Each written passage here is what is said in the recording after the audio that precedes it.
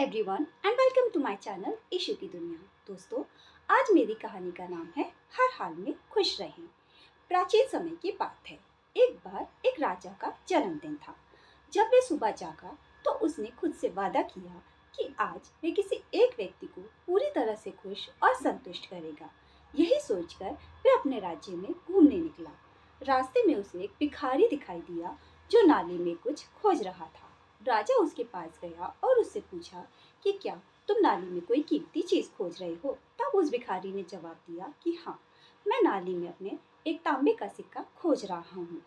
राजा को उस पर दया आ गई और उसने उसे एक चांदी का सिक्का उपहार में दे दिया। भिखारी ने वह चांदी का सिक्का लेकर अपने झोले में डाल दिया और वह वापस नाली में अपना सिक्का खोजने लगा।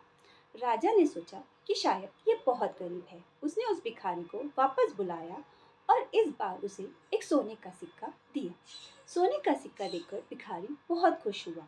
उसने राजा को धन्यवाद दिया और वो सोने का सिक्का अपने झोले में डाल लिया। लेकिन वह फिर से नाली में अपना सिक्का खोजने लगा। राजा को इस बार बहुत गुस्सा आया, लेकिन उसे अपने सुबह का वचन याद आया कि आज वह गुस्सा नहीं करेगा और किसी एक व्यक्ति को पूरी तरह संतुष्ट करेगा। उसने उस भिखारी को दोबारा बुलाया और कहा कि अब मैं तुम्हें अपना आधा राजपाट देता हूँ। अब तो तुम खुश और संतुष्ट हो जाओ। तब उस भिखारी ने कहा कि महाराज, मैं तो तभी खुश और संतुष्ट होऊंगा जब मुझे मेरे तांबे का सिक्का वापस मिलेगा। राजा ने अपने सैनिकों को आदेश दिया कि नाली में से इस भिखारी के तांबे के सिक्के को ढूंढ के लाओ। सैनिकों ने फटाफट से नाली में से वो तांबे का सिक्का ढूंढ लिया और उस भिखारी को दे दिया। अपना तांबे का सिक्का ढूंढकर मिलकर वो भिखारी बहुत खुश हुआ और वह संतुष्ट हो गया।